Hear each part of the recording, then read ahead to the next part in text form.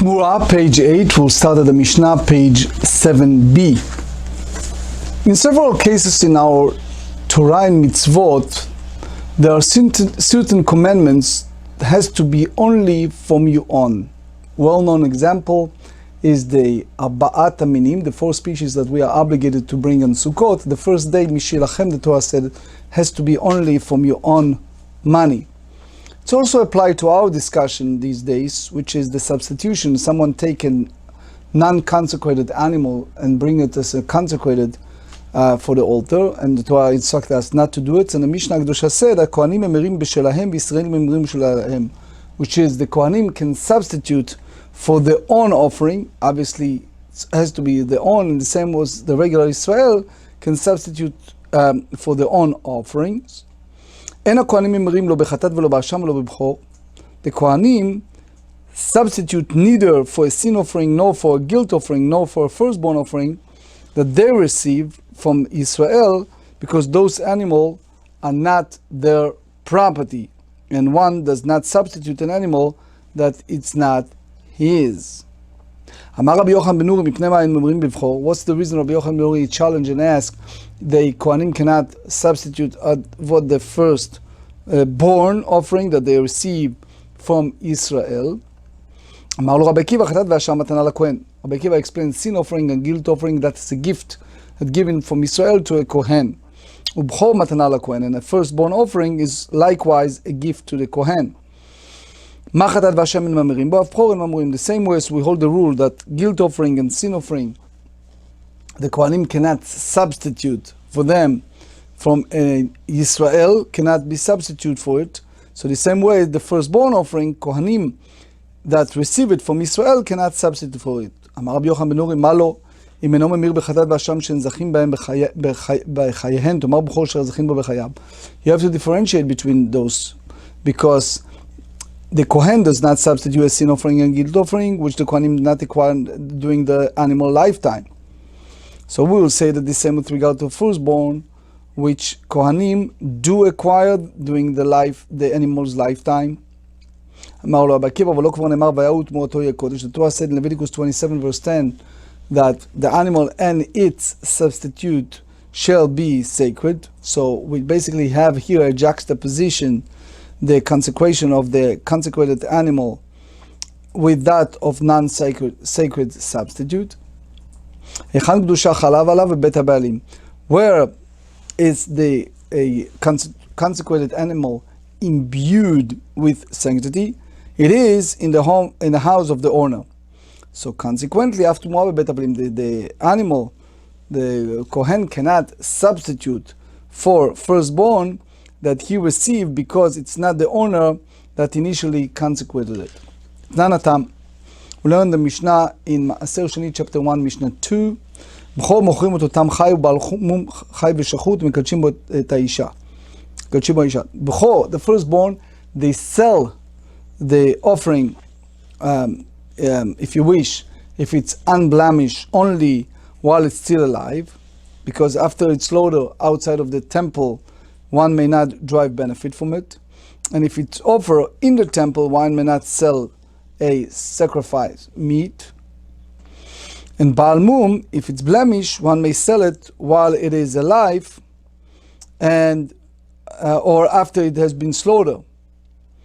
And the Kohen can betroth a woman with that value, as we'll explain many times based on Mishnah and Gemara and Kiddushin, that in order to betroth a woman, you have to have something that carries value. So it's his property, and since he owns that and it's his estate, he can betroth a woman with that property. אמר רב נחמן אמר רבא בר אבוה לא שנו אלא בזמן הזה ולבית לי לכהן זכייה בגבי. So Rab Nachman said in the name of Rava that he will halacha only in the present, when there is no temple, since the Kohen has the ability to acquire the firstborn offering.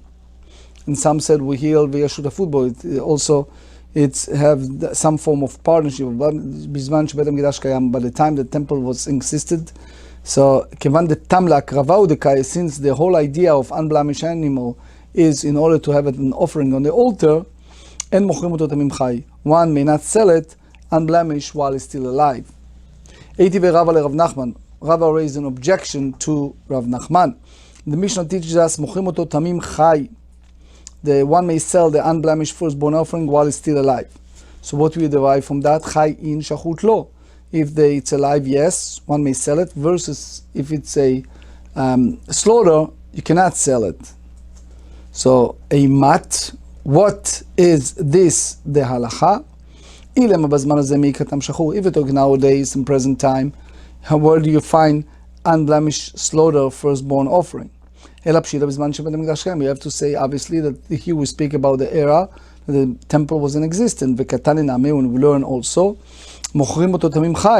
that one may sell unblemished firstborn offering while it's still alive, which by basically the opposite, the contradicted the statement of Rav Nachman. So the Gemara rejected and said, "Lo, le'olam bazman hazeh." You have to speak about that the Mishnah referring here the halacha that applies to a present time. I disagree with the above inference, and they said, "Mikatane mochrim oto tamim chai in shachut lo." Does the Mishnah explicitly states one may sell an unblemished firstborn offering while it's still alive? Yes, but once it has been slaughtered, no. Hagufa atalashmuin, and the Mishnah does not mean to rule out selling a slaughtered animal. Rather, it's coming to teach us the matter itself, which is the bazman hazenami mochrim oto tamim chai, that even in our time, in the present, at that time, one may sell it unblemished while it's still alive. Page 8, ATV. Bivcho ne'emar lo tivdeh v'nimkar hu. So the Gemara here, Rava raised an objection. The statement of Rav Nachman from a Braita. He said when it's come to a firstborn offering, it's stated in the Bamidbar, chapter 18, verse 17. Quote, full pasuk, but the firstborn of an ox, or the firstling of a sheep, or the firstling of a goat, you shall not redeem. They are holy. So, v'nimkaru, but it may be sold to another kohen for consumption after its offer. But I'm asking, what exactly we are speaking here in this Braita? If you talk about the present time, the last clause say that you should sprinkle the blood on the altar. Nowadays, in the present time, is no altar.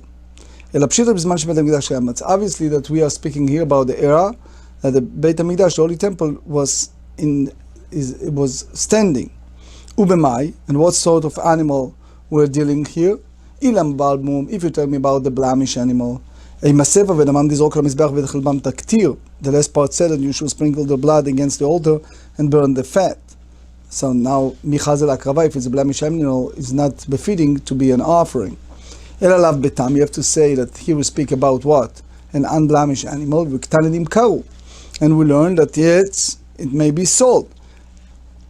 So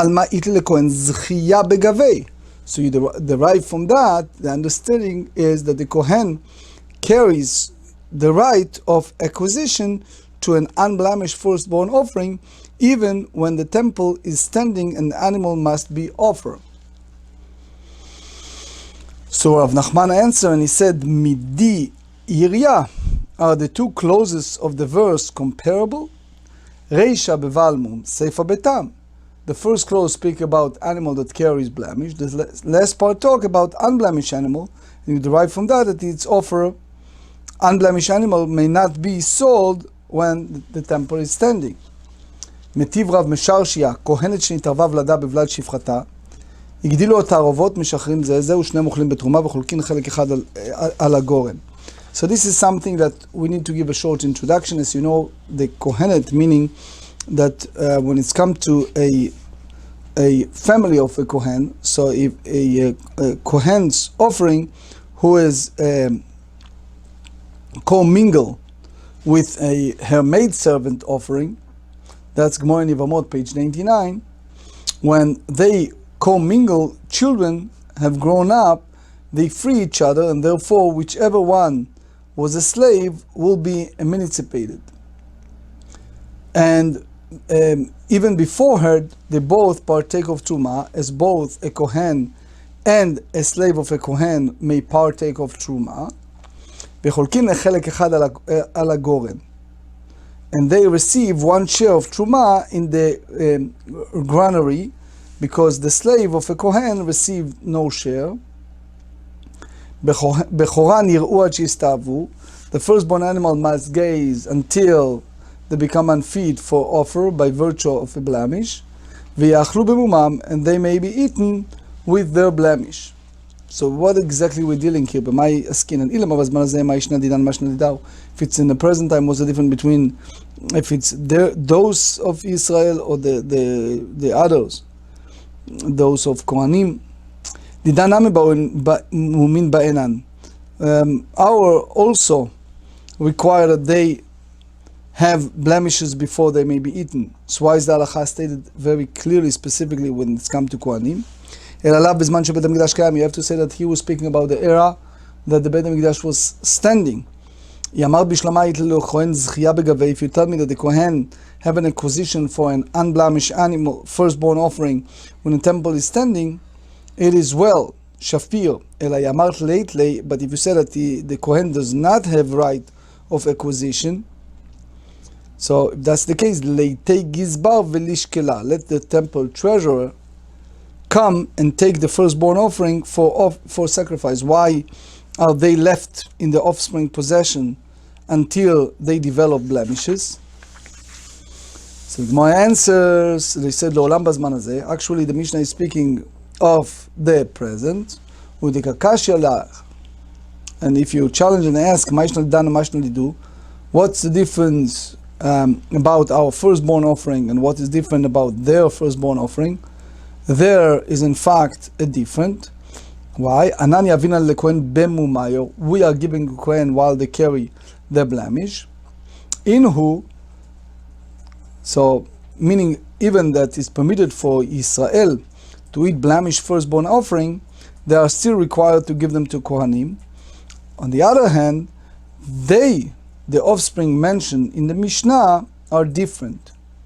Inhu kevan deika behu miktzat kohen, since there is a part of a kohen in each of them, because you have a safek, you have uncertainty of their parentage, so that's sufficient to dissolve the claim of all other kohanim to the animal, mafkinan le-kohanim. Another option, lishna acharina, alternative version of the previous discussion. If the Mishnah is referring to the presence, you don't need to speak about the firstborn, that you have uncertainties. Even ours,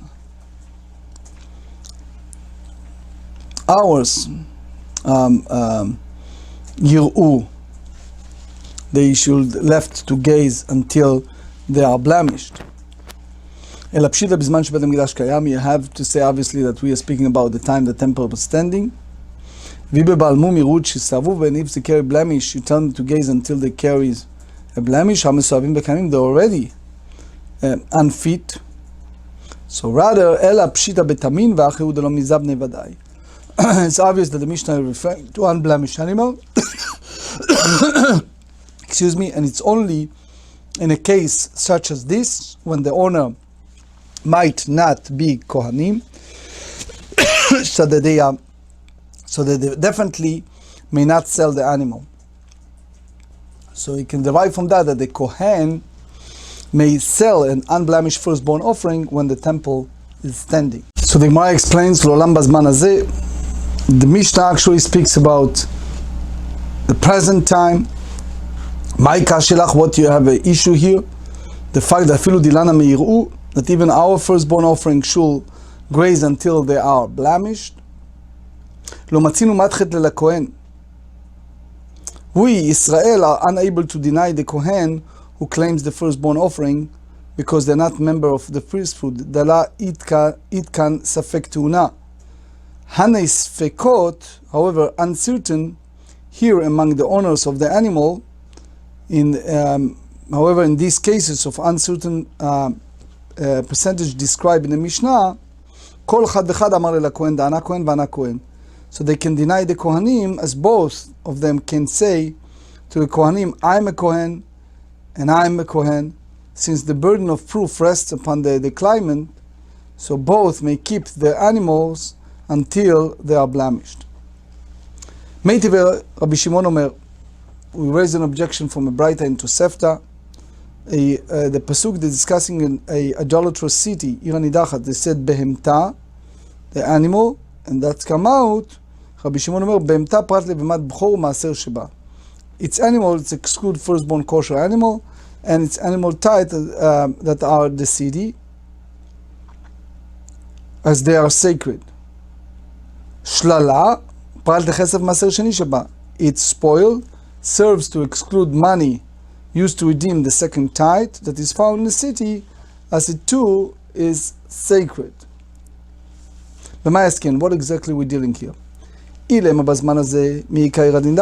you take to me that here is in our days, we don't have an idolatrous city in the present day. We learn the Mishnah in Tractate Temurah in the first daf, page 2, a city that may designate it as an idolatrous city only in accordance to the ruling of court of 71 judges, which is the great Sanhedrin. You have to say that he was speaking about the situation when all of that referring the Mishnah to the time the temple is standing. And what type of animal the Braita are referring? If you tell me that it's a blemish animal, that's what exactly the pasuk said, it's animals, which is one commanded to destroy. You have to speak about the Braita speaks about unblemished firstborn offering. If you tell me that the Kohen has the right of acquisition to an unblemished firstborn offering when the temple is standing, it's well. As although it belongs to the individual, the Torah nevertheless exempted from destruction. But if you may say that the Kohen does not have the right of acquisition, why do I need to derive its exemption from the term its animals? Why should derive an exemption from the term its spoil, from which one can infer, but not the spoils of heaven? So Gemara said, L'olam bebalmum, you have to say that here who speaks, actually the Braita is speaking of a blemish animal. And if you challenge, you have a difficult for you, hainu behemta, this is what it's considered its animal. One can answer that this term includes only mishenechal betorat behemta, which is eaten in the manner of its animal without additional restrictions. You exclude even a blemish firstborn offering, an animal tithe offering, which is not included in the category of its animals. Ditnan, as we learn in the Mishnah, Tractate Brachot, page 31. כל פסולי המוקדשים נמכרים באטליז ונשחטים באטליז ונשקלים בליטרה.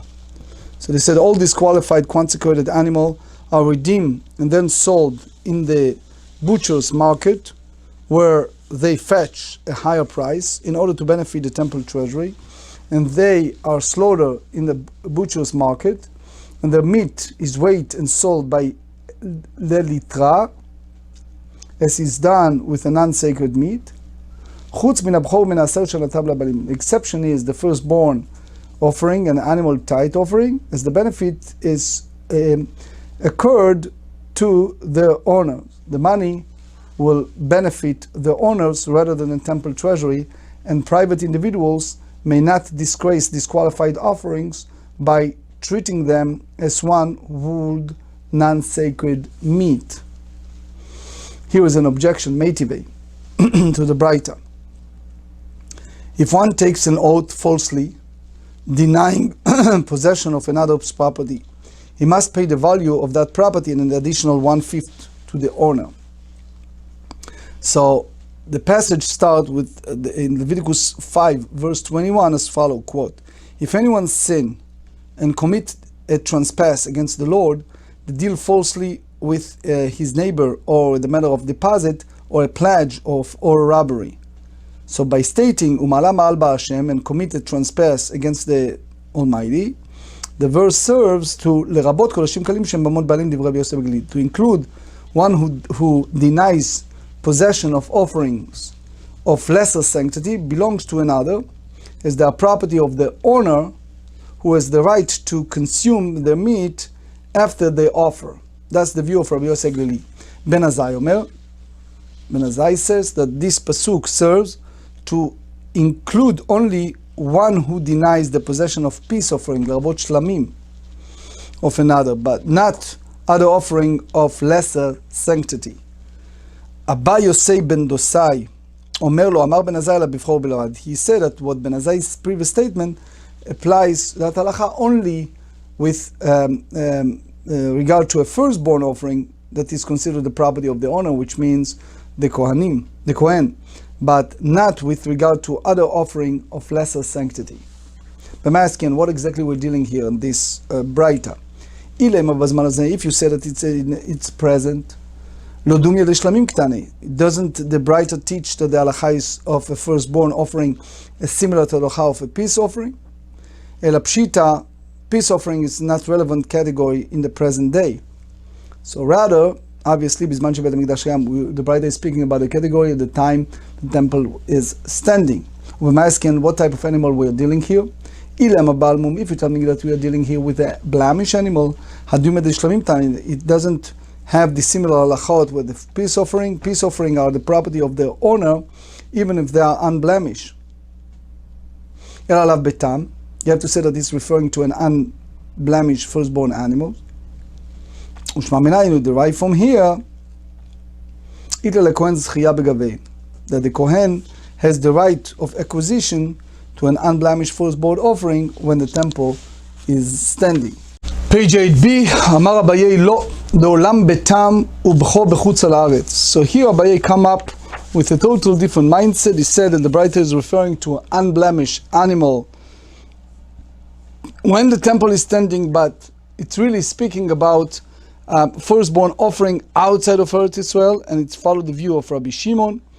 Rabbi Shimon אמר, אם באו תמימים יקרבו, if unblemished firstborn offering came from outside of Eretz Israel, they may be offered on the altar.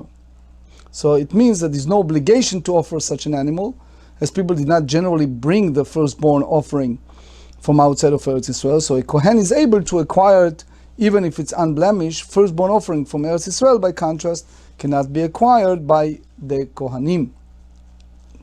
מאיתי ואמר לו רבי יוחנן בן נורי, מה לי אם אינו ממר בחטאת ואשם, שהרי זכין בהם בחייהם. So, what is the comparison to me? If a Kohen does not substitute for sin offering and a guilt offering, which Kohanim do not acquire during the animal's lifetime, will you say the same with regard to a firstborn, which Kohanim acquired during the animal lifetime? תאמר בבחור שזכין בחייו, במה יסכין? What exactly we're dealing here? Excuse me, in the Mishnah. If you're referring to a blemish animal, hadumeh dechatat ve'asham kama. So isn't the Mishnah saying that the firstborn offering is similar to a sin offering and a guilt offering, which the Kohanim acquire only unblemished? Elalav betam, rather it's not referring to unblemished animal. Vekatan zachim bo b'chayav, and nevertheless we learn that which the Kohanim acquired during the animal lifetime. Amar Ravina hanamei bivcho bechutz haaretz. Here we're referring to firstborn offering outside of Eretz Israel, and as they follow the view of Rabbi Shimon, damar im baut mimim ikarvu. Rabbi Shimon hold, if they come unblemished to Eretz Israel from outside, the Kohanim do not acquire firstborn offering from Eretz Israel, but they can be offered altar because they're outside. The Gemara suggests that let us say that the acquisition of the firstborn offering by the Kohanim is a subject to dispute between the Tanaim. Bechor, the firstborn offering, which is in the house of the owner, bebeit hakohen en osim Tamura. So you don't do, another animal cannot be substitute for it. Rabbi Shimon Lazar omer, kevan sheba lidei kohen en osim Tamura. Rabbi Shimon Lazar hold that one who entered the possession of the kohen, the owner cannot render a substitute for it. So that's the same as Tanakama, Hainu Tanakama, my lavachi kamar, beit kohen uset Tamura. So it means in the possession of the kohen can render the substitute for it.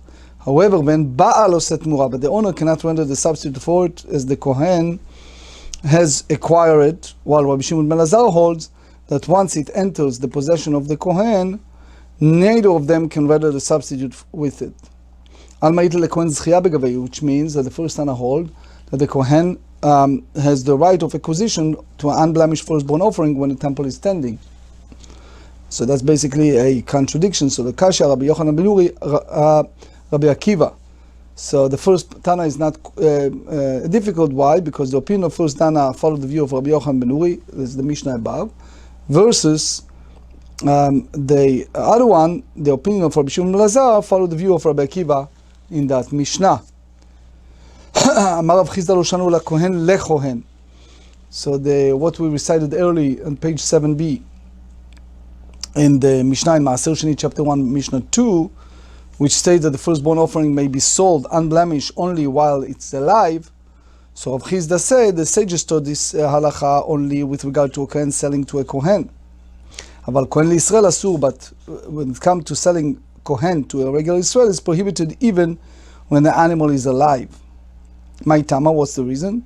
Since the Israel can consume the firstborn animal only if it's blemished, so there is a concern that perhaps Dilma Azel Israel Beshade Beimuma, maybe Israel go and inflict a blemish on the firstborn offering, Umam Telechacham, and bring it to a halachic authority to attain permission to eat it. And he said, a kohen gave me this firstborn offering when it's already blemished. So Mishare Chachamache, the Torah scholar, can permit such a thing.